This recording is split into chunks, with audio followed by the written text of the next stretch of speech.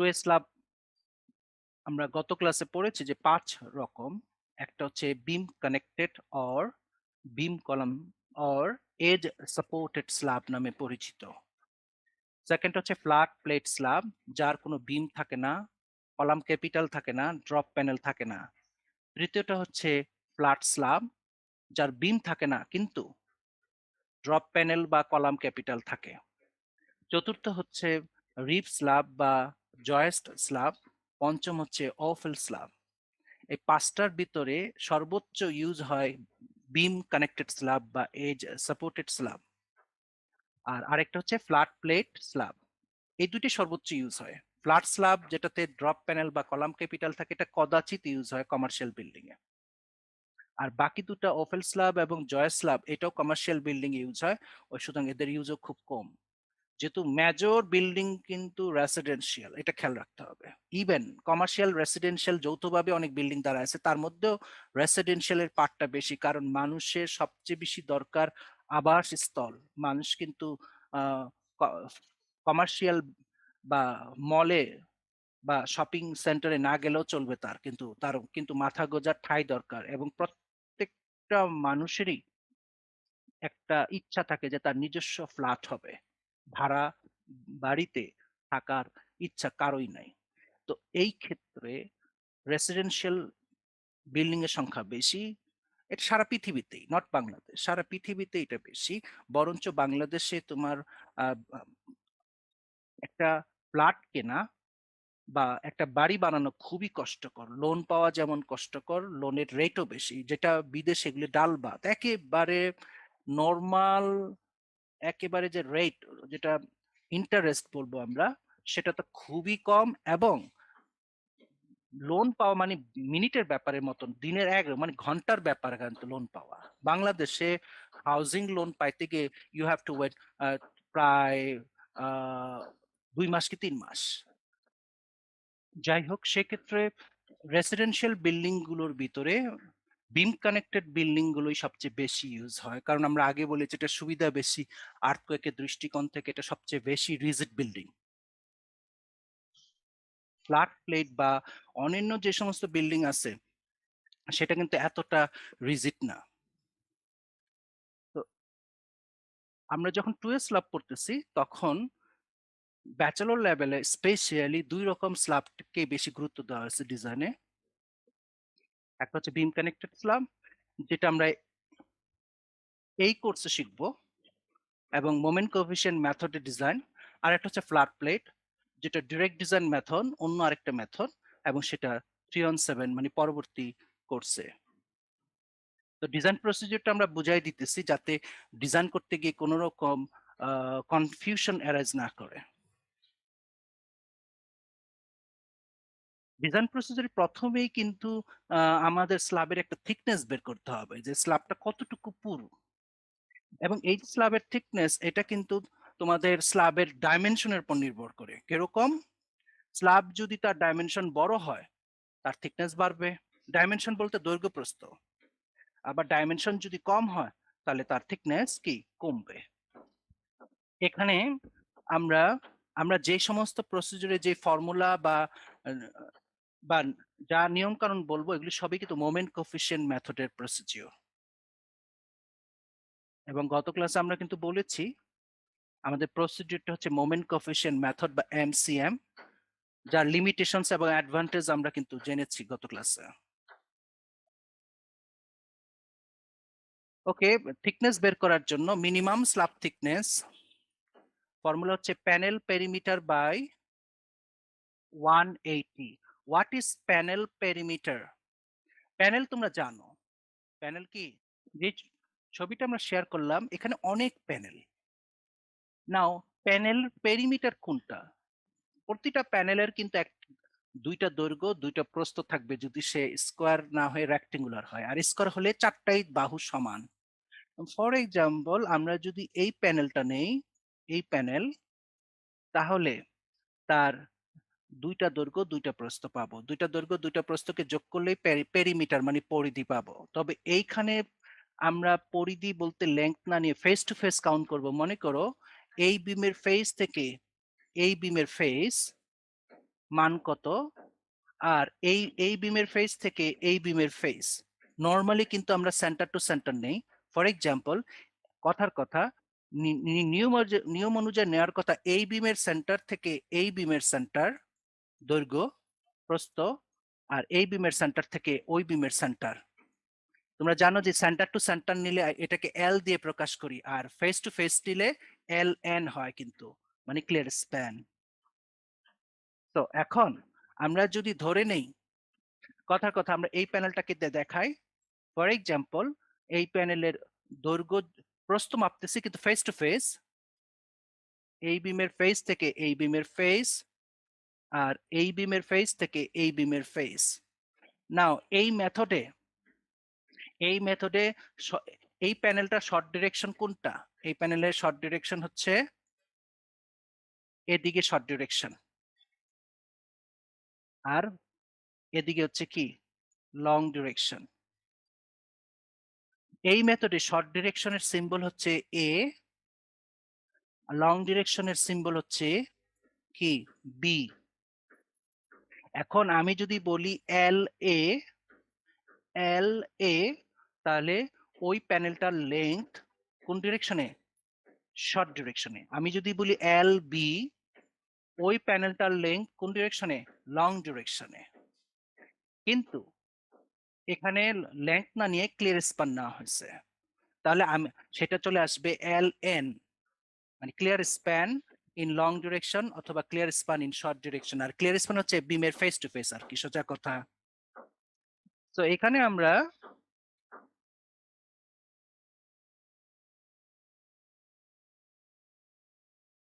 তোমাদের যেটা দেখাচ্ছি ফর্মুলার ভিতরে, এখন তোমরা যদি দেখো প্যানেল পেরিমিটার হিসেবে আসার কথা ছিল দৈর্ঘ্য যোগ প্রস্থ, দুইটা দৈর্ঘ্য দুইটা প্রস্থ, কিন্তু লেখা হয়েছে দুইটা 2LA যোগ 2LB, দুই কমন নেওয়া হয়েছে, দুইটা দৈর্ঘ্য যোগ দুইটা প্রস্থ, সেই জন্য দুইটা কমন নিয়ে ফেলা হয়েছে, যোগ LA যোগ LB ডিভাইডেড বাই 180, এবং এই পুরো মানটা ইঞ্চিতে বের হবে। ইঞ্চিতে ইঞ্চিতে বের হওয়ার পর সেই মিনিমাম মান হচ্ছে 3.5, 3.5-এর উপরে থাকতে হবে। তাহলে আমরা কি স্ল্যাব থিকনেস এইচ বের করব, যে প্যানেলটার তার পেরিমিটার নিব, তাকে ইঞ্চিতে কনভার্ট করব, তারপর 180 দিয়ে ভাগ করব, যেই মানটা পাবো সেই মান অবশ্যই 3.5 ইঞ্চির সমান বা বড় হতে হবে। তার মানে মিনিমাম থিকনেস হচ্ছে 3.5 ইঞ্চি, এর নিচে যাওয়া যাবে না। And what is LA/LB? আমরা কিন্তু আগে বলেছি এ মানে এই মোমেন্ট কোএফিসিয়েন্ট মেথডে এ মানে শর্ট ডিরেকশন, বি মানে লং ডিরেকশন, এটা মনে রাখতে হবে তোমাদের। এল এ, তাহলে clear span, you can see the clear span কিন্তু মানে face to face in short direction, এবং কোন ইউনিটে বসাতে হবে? ইঞ্চিতে। কথার কথা আমার ক্লিয়ার স্প্যান আসলো 12 ফিট, তার মানে 144 ইঞ্চি এরকম। এল বি ক্লিয়ার স্প্যান ইঞ্চিতে বের করতে হবে ইন লং ডিরেকশন। তাহলে আমরা পেয়ে যাব থিকনেস, এবং থিকনেসকে অবশ্যই রাউন্ড আপ করতে হবে। কিভাবে রাউন্ড আপ? আমরা যেমন বিমের ডাইমেনশনকে কিন্তু রাউন্ড আপ করেছো, তোমরা মনে করো এইচ আসছিল 13.2, তখন তোমরা এটাকে রাউন্ড আপ করেছো 13.5, অথবা 15 আসছে 15.5, এরকম রাউন্ড আপের ব্যাপারে স্ল্যাবেও আছে। যখন আমরা ডিজাইনে ঢুকবো তখন আমরা ক্লিয়ার হবারও। ওকে, থিকনেস ক্লিয়ার। থিকনেস বেরিয়ে যাবার পর এখন টোটাল লোড বের করতে হবে। তোমরা বিমেও করেছো, total load 1.2 dead load, 1.6 live লোডের যোগফল। তো এখানে কি কি ডেড লোড লাইভ লোড আছে সেগুলো আমরা আগে দেখিয়েছি, বাট এখন আরো একটু দেখাচ্ছি। এখানে ডেড লোডের মধ্যে কারা কারা আছে? Self weight of the slab, যেটা ওয়ান ওয়ে স্ল্যাবে তোমরা দেখেছো, ফ্লোর সিলিং ফিনিশ, আর এটা কি আছে? পার্টিশন ওয়াল। তো সেলফ ওয়েট অফ দ্য স্ল্যাবের কিভাবে বের করতে হয় অলরেডি আমরা ওয়ান ওয়ে স্ল্যাবে শিখিয়ে ফেলছি, ইউ ক্যান সি। এইচ হচ্ছে depth of the slab, WC হচ্ছে unit weight of concrete, 150 pound per cubic feet হবে যদি স্টোন চিপ দিয়ে ঢালাই হয়। না আসলে টোটাল ডেড লোড বের করতে হবে, এন্ড টোটাল লাইভ লোড বের করতে হবে। এটা কিন্তু লাইভ লোড,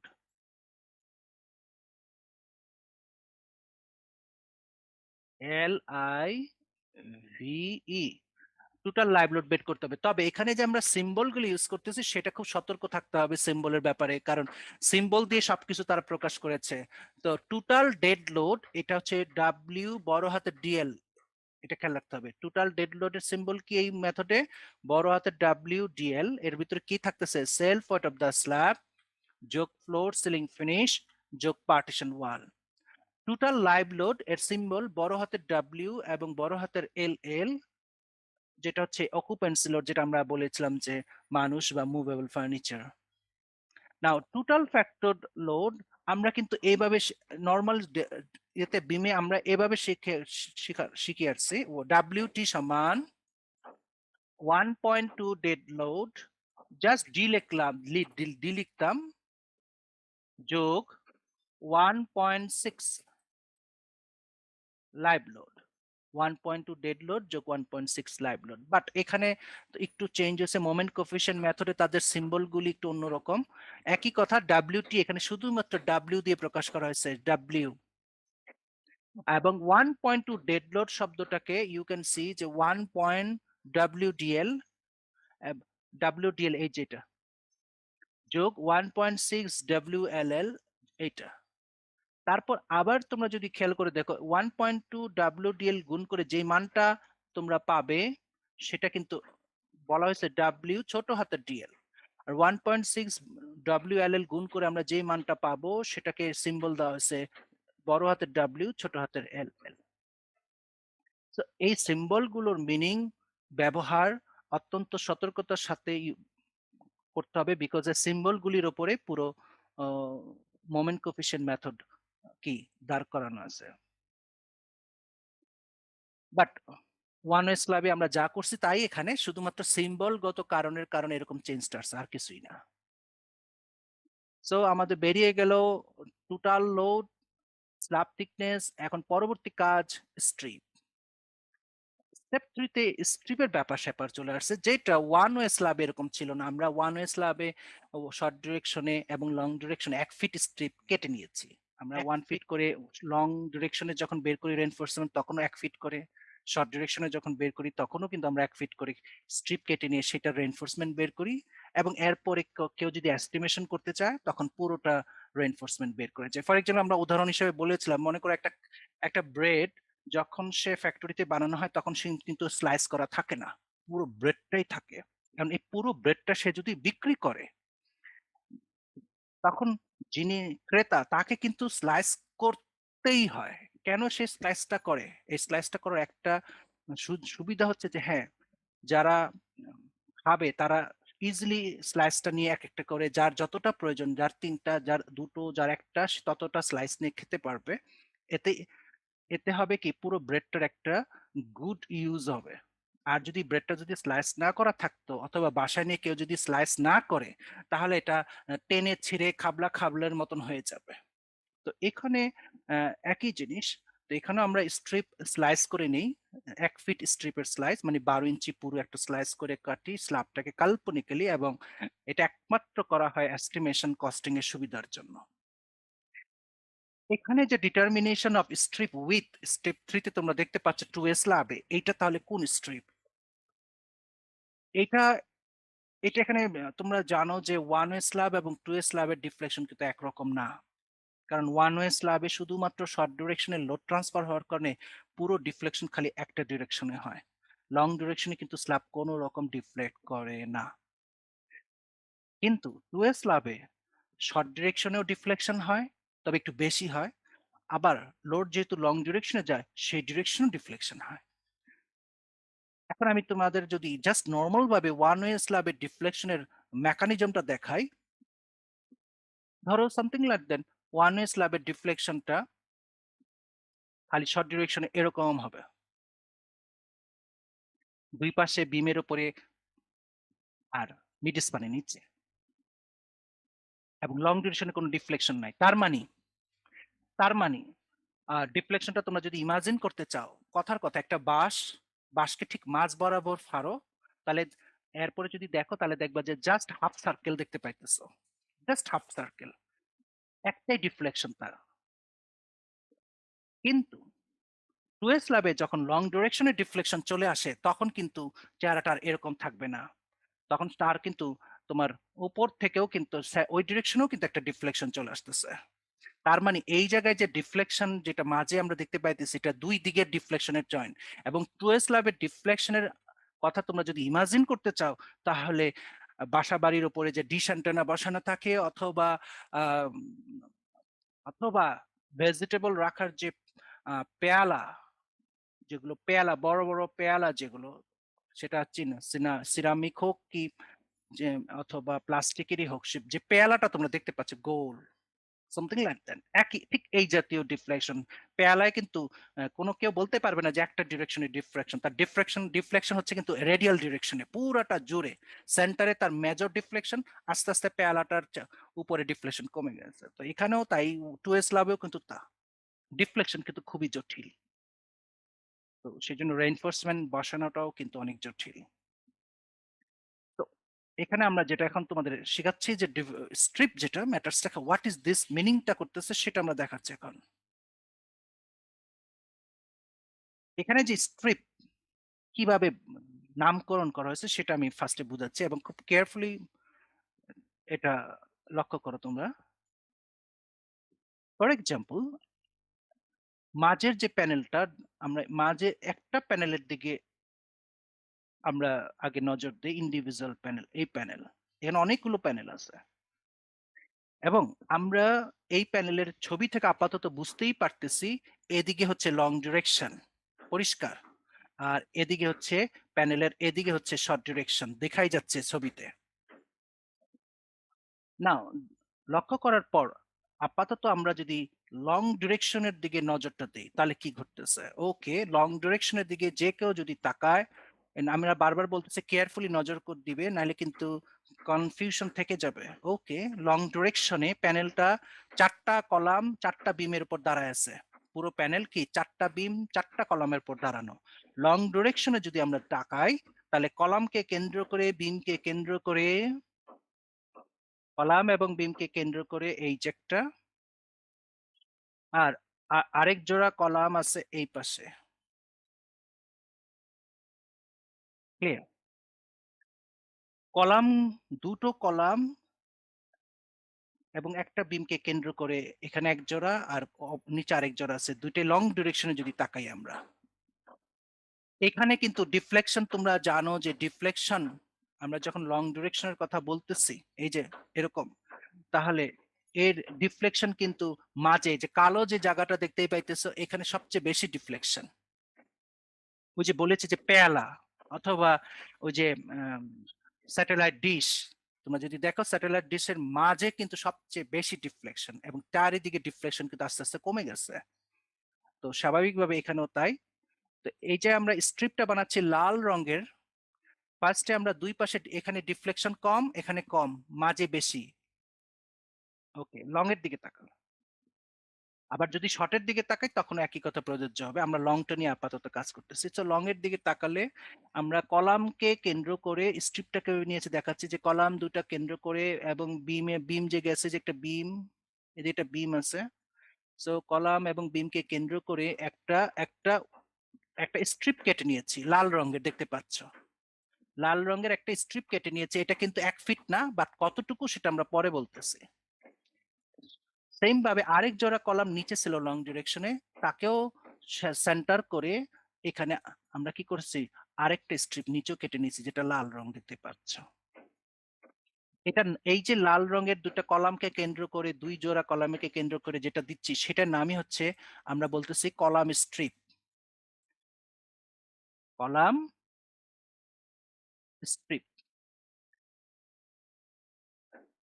ওকে, এখন কলাম স্ট্রিপে চলে যাওয়ার পর মাঝের যে অংশটুকু থাকবে প্যানেলের উইথ কিন্তু এতটুকু, আমরা তাকাচ্ছি কিন্তু লং ডিরেকশনে। এখন বাকিটুকু যতটুকু আছে সেটা অংশ কালো করে দেখানো হয়েছে।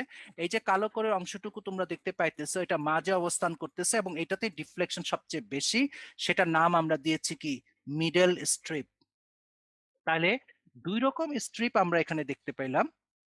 একটা হলো কলাম স্ট্রিপ, একটা হলো কি মিডল স্ট্রিপ। কিন্তু যেহেতু কলামটা দুই পাশে দুই জায়গায় আছে, এই জন্য অর্ধেক অর্ধেক করা হয়েছে কলাম স্ট্রিপকে। এই পাশেরটা হচ্ছে হাফ কলাম, বাকিটুকু হচ্ছে এখানে হাফ। তাহলে হাফ কলাম নিলে কি হবে? ফুল কলাম স্ট্রিপ। নাও এটা উইথ আমরা কিভাবে বের করবো? For just think that long ডিরেকশনে এটা হচ্ছে কত ফিট, ধরলাম এটা 25 ফিট, আর উইথটা হচ্ছে LS মানে লেংথ ইন শর্ট ডিরেকশন, ধরো এটা 20 ফিট। ওকে, না আমরা লং ডিউরেশনে তাকালাম, এখন স্ট্রিপটা ফার্স্টে আমরা আঁকবো। আমরা যখন লং ডিউরেশনে তাকাচ্ছি তখন দেখলাম যে ওকে এখানে এক জোড়া কলাম আছে, তাকে কেন্দ্র করে একটা স্ট্রিপ আঁকলাম অর্ধেক। কেন এটাকে অর্ধেক বলতেছি? বিকজ বাকি কলামের অর্ধেক, বাকি কলাম এক জোড়া নিচে দাঁড়ায় আছে, তাকে কেন্দ্র করে এখানে আঁকলাম। তো হাফ কলাম স্ট্রিপ হয়ে গেল, আর মাঝেরটা হয়ে গেল মিডল স্ট্রিপ। মিডল স্ট্রিপ কিন্তু একটাই, সেই জন্য তার নাম ফুল মিডল স্ট্রিপ, আর বাকিগুলো হচ্ছে হাফ কলাম স্ট্রিপ। এখন এটার উইথ কতটুকু? আমরা যদি লং ডিউরেশনে তাকাই, তাকে আমরা টোটাল উইথ দেখতে পাচ্ছি 20 ফিট, তার ওয়ান ফোর্থ, তার কত? 1/4। তার মানে 20-এর অর্ধেক কত হবে? 1/4 করলে 20-কে আমরা যদি 4 দিয়ে ভাগ করি কত? 5 ফিট। তাহলে এটা 1/4 যদি নেই, তাহলে 20 ডিভাইডেড বাই 4, তাহলে এটা হয়ে গেল 5 ফিট।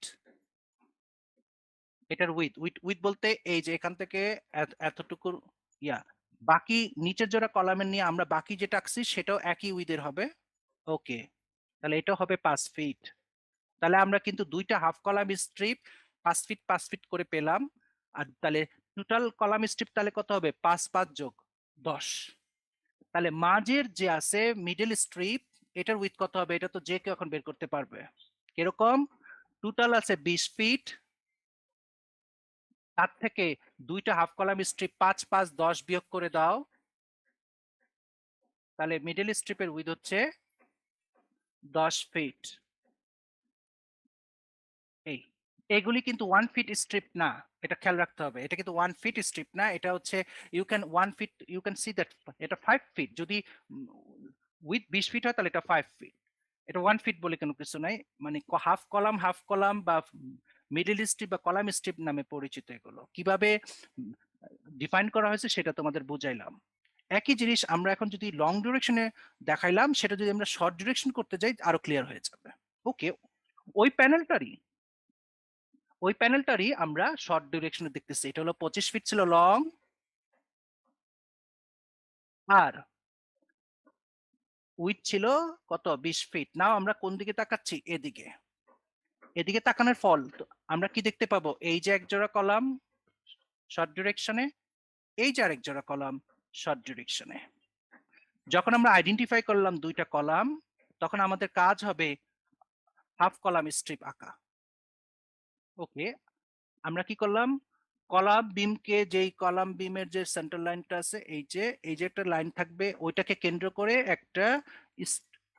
একটা হাফ স্ট্রিপ নিলাম, এবং হাফ স্ট্রিপ এটা চোখের আন্দাজে একটা জাস্ট আঁকা। এটা একেবারে স্কেল দিয়ে আঁকতে হবে তা না, জাস্ট একটা আঁকলাম। ওকে, তাহলে একটা হাফ কলাম, তাহলে মাঝেরটা হয়ে যাবে কি? Middle strip. নাও নাও এখন আমরা কিভাবে তার উইথ বের করব? আগের মতোই। এর এখানে কোনটা হবে? আমরা যখন এখানে তাকাইলাম, তখন আমরা এই উইথটাকে দেখতে পাইতেছি। আচ্ছা, এটা জাস্ট ক্যালকুলেশনের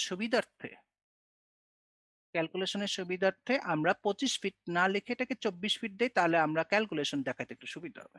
ওকে, 24 ফিট মনে করো। যখন আমরা শর্ট ডিউরেশনে তাকাইলাম তখন 24 ফিট দেখাচ্ছে। এই 24 ফিটের 1/4 করলাম, তাহলে কত হবে? 24 ডিভাইডেড বাই 1/4 সমান সমান 6 ফিট। তাহলে হাফ কলাম এটাও 6 ফিট, এখান থেকে এতটুকু 6 ফিট, তাহলে একই অবস্থা হবে এই জায়গাও, এটাও হবে 6 ফিট। তাহলে মাঝের যে মিডিল স্ট্রিপ আছে পুরাটা, এটার উইথ কত হবে যে কেউ বের করতে পারবে। 24 থেকে 6 বাদ দিলে 12 চলে গেলে হবে 24 ফিট। থেকে বাদ দিয়ে দাও দুই পাশের হাফ কলাম স্ট্রিপের টোটাল উইথ 6 যোগ কি 12, তাহলে 12 ফিট। এই এই হলো কলাম স্ট্রিপের উইথ বের করা, মিডল স্ট্রিপের উইথ বের করা লং এবং শর্ট ডিরেকশনে। সেগুলো কেয়ারফুলি দেখবা, তাহলে আর কোনো ঝামেলা হবে না।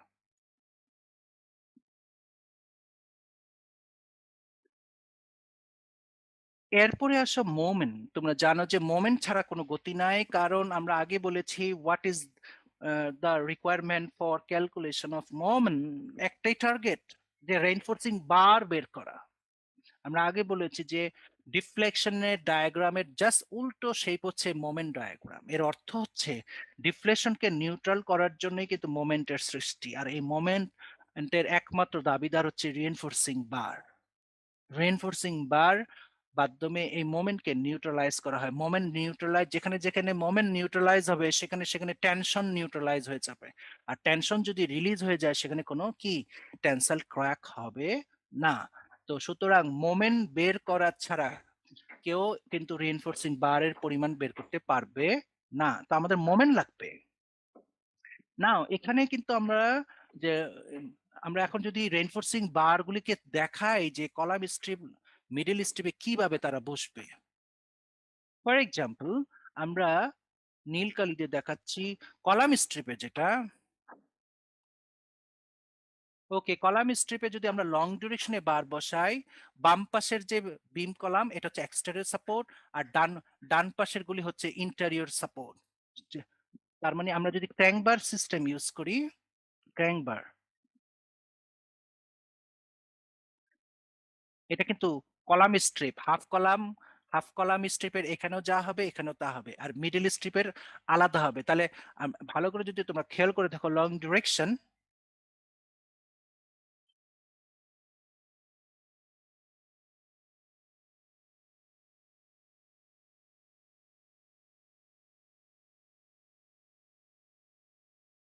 এবং একটা একটা ক্র্যাঙ্ক একটা সোজা, যেটা ওয়ান ওয়ে স্ল্যাবে তোমরা অলরেডি দেখে আসছো, একটা ক্র্যাঙ্ক হবে আর একটা সোজা চলে যাবে বিমের, এই যে চলে যাচ্ছে বিমের স্টিলের নিচ দিয়ে, বিমের যে টপ বার গুলো থাকে হরিজন্টাল তার নিচ দিয়ে, আর ক্র্যাঙ্কটা চলে যাবে উপর দিয়ে।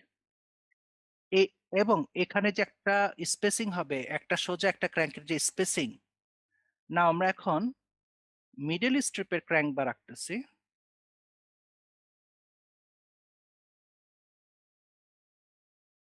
এবং সেই সাথে তার স্ট্রেট বারটা রাখতেছি। এখানকার স্পেসিং, এটার স্পেসিং আর এটার স্পেসিং এক নাও হতে পারে।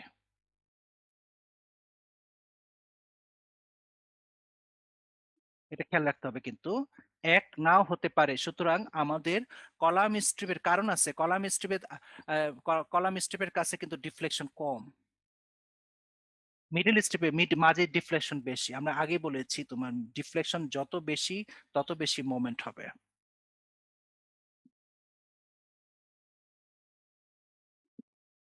একইভাবে কিন্তু আহ, এ- এইটা যা হুবহু এখানে তাই আসবে, এই হাফ কলাম স্ট্রিপ সেম। কিন্তু মিডল স্ট্রিপের যে আমরা বার বসালাম একটা সোজা একটা ক্র্যাঙ্ক, এটার যে স্পেসিং আর কলাম স্ট্রিপের স্পেসিং এক না, বা এক হলেও হতে পারে কোনো সময়, বাট এক হবে না শান্ত। সো একইভাবে আমরা শর্ট ডিউরেশনে বসাবো। সেটা আমরা যখন বসাবো তখন তো ডিটেলস আমাদের শেখানো হবে। এবং শুধু তাই না, আমরা যদি সাইড থেকে এখন ছবি দেখাই, যেটা আমরা তোমাদের বলে আসছিলাম, এই যে এখানে তোমরা দেখতে পাইতেছো কলাম স্ট্রিপ। ওকে, আমরা আরো একটু ক্লিয়ার যদি এই ছবি থেকে দেখাতে পারবো আশা করতেছি।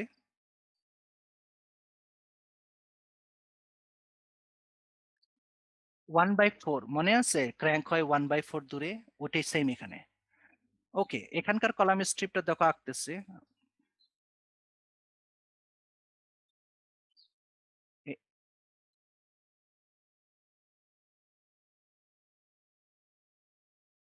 আর বাকি হাফ কলাম স্ট্রিপ, এই যে হাফ কলাম স্ট্রিপ এখানে আছে আর বাকি আছে এখানে। আর মিডল স্ট্রিপ কতটুকু তাহলে পরিষ্কার, তোমরা বুঝতেই পারতেছো। মিডল স্ট্রিপ হবে এখান থেকে এতটুকু পর্যন্ত দূরত্ব। ক্লিয়ার? আমরা এদিকে এই ডিরেকশনে তাকাইছি, কিন্তু এই ডিরেকশনে যদি তাকাও তাহলে মিডল স্ট্রিপের দূরত্ব এই যে, আর দুই পাশে যে লাল লাল করে রাখছি সেটা হচ্ছে হাফ কলাম স্ট্রিপ। বুঝতেই পারতেছো ডিফ্লেকশন। এখন যদি আমরা এটা ডিফ্লেকশন ডায়াগ্রামটা ড্র করি, ডিফ্লেকশন ডায়াগ্রাম যদি আমরা ড্র করে ফেলি তাহলে কিন্তু পরিষ্কার একরকম হবে না। ক্লিয়ার হইতেছে আশা করি। একই অবস্থা, তোমার অপোজিট ডিরেকশনও একই জিনিস কিন্তু। সো দেখালাম, আশা করি বুঝতে পারছো তোমাদের কিভাবে বাস্তবের যে কলাম স্ট্রিপ মিডল স্ট্রিপ কি। আমরা যদি আরো ছবি দেখাই, ওকে দিস ছবিতে আরো ক্লিয়ার আরো দেখাতে পারতেছি আমরা। ফর এক্সাম্পল এই ডিরেকশনে যদি তাকাই তাহলে এই যে this is a column strip, half column strip আর কি, এই যে হাফ কলাম স্ট্রিপ, আর বাকিটুকু হাফ হচ্ছে এদিকে, আর মিডল স্ট্রিপ হচ্ছে এতটুকু। বুঝতেই পারতেছো মিডল স্ট্রিপেই সবচেয়ে বেশি ডিফ্লেকশন, এটা বুঝাই যাইতেছে। ওকে, স্ট্রিপ ক্লিয়ার, আমি মনে করি তোমাদের ধারণা হয়ে গেছে হাফ কলাম এবং মিডল স্ট্রিপ প্র্যাকটিক্যাল ছবিতে কিভাবে দেখানো হয় সেটা বুঝে গেছে আশা করতেছি। যাক, আমাদের যে মেইন টার্গেট ছিল রেইনফোর্সিং বারের জন্য মোমেন্ট বের করা, আমরা এখন সেখানে যাচ্ছি। মোমেন্ট বের করার জন্য আমরা কিছু টেবিল ইউজ করব, এবং সেই টেবিলগুলি বুঝতে পারলে হলো, আগে ফার্স্টে মোমেন্ট কোএফিশিয়েন্ট মেথডে সবচেয়ে বড় মোমেন্টটা বের করা হয়। তোমাদের কিন্তু একটু আগে দেখাইছি যে কলাম স্টেপের মোমেন্ট কিন্তু কম হবে আর মিডল স্টেপের মোমেন্ট কিন্তু বেশি হবে। সেই জন্য মিডল স্টেপের মোমেন্ট আগে বের করা হয়েছে এখানে, তারপর কলাম স্টেপের মোমেন্ট বের করা হবে। টেবিল থেকে আমরা এগুলো অনেক কিছু ভ্যালু নিব। তো এখানে আমরা টেবিল ইউজ করার জন্য একটা প্যানেল রেশিও দেখতে পাইতেছো। What is the panel ratio? Panel ratio symbol হচ্ছে এম, আর বের করা হবে এল এ বাই এল বি। এবং তোমাদের কিন্তু বলা হয়েছে what is L A? Clear span in short direction, and L B হচ্ছে clear span in long direction. দুইটাকে ভাগ করার পর দশমিকের পর 2 ডিজিট নিলে যে অনুপাতটা পাবো সেটা হচ্ছে প্যানেল রেশিও বা এম। ওকে, এটা আমাদের লাগবে কাজে। এরপর মিডল স্ট্রিপ মোমেন্টের ক্ষেত্রে ফর্মুলা দেওয়া আছে ডিরেক্টলি। এটা ফার্স্টে মিডল স্ট্রিপ মোমেন্ট, তোমরা জানো যে মিডল স্ট্রিপ মোমেন্ট হোক কি কলাম স্ট্রিপ মোমেন্ট হোক, দুইটা নেগেটিভ মোমেন্ট একটা পজিটিভ মোমেন্ট হবে। দুইটা নেগেটিভ মোমেন্ট কারা কারা? একটা হলো একটা ইন্টারো নেগেটিভ, একটা এক্সটারো নেগেটিভ, অথবা দুইটাই ইন্টারো নেগেটিভ আর মিড স্পান পজিটিভ। সো দুই ডিরেকশনে একই কথা প্রযোজ্য হবে। সো এখানে middle strip moment, negative moment, interior support, দুই ডিরেকশনে ইন্টারিয়র সাপোর্ট যদি হয় মানে ইন্টারো নেগেটিভ, সোজা কথা, দুই ডিরেকশনের ফর্মুলা দেওয়া আছে M A negative M suffix A comma এনইজি।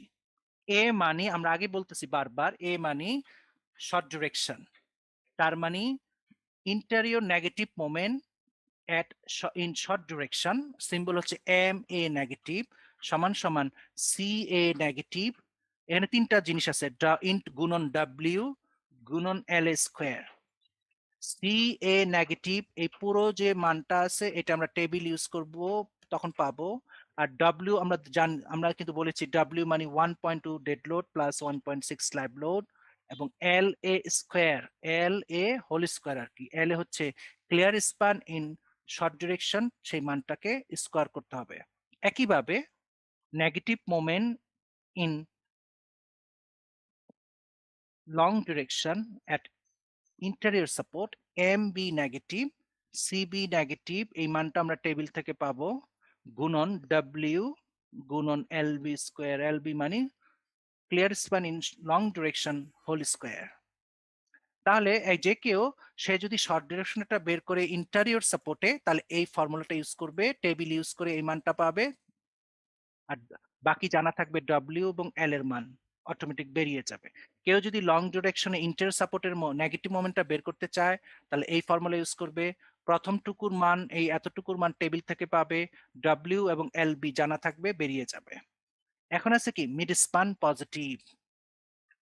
Mid is on positive, দুই ডিরেকশনের টাচ দেওয়া আছে এখানে, এম কমা এ পজিটিভ সমান সমান সি এ ডিএল গুণন ডাব্লিউ ডিএল গুণন এল স্কোয়ার প্লাস সি এ কমা এল এল গুণন ডাব্লিউ এল এল গুণন এল স্কোয়ার।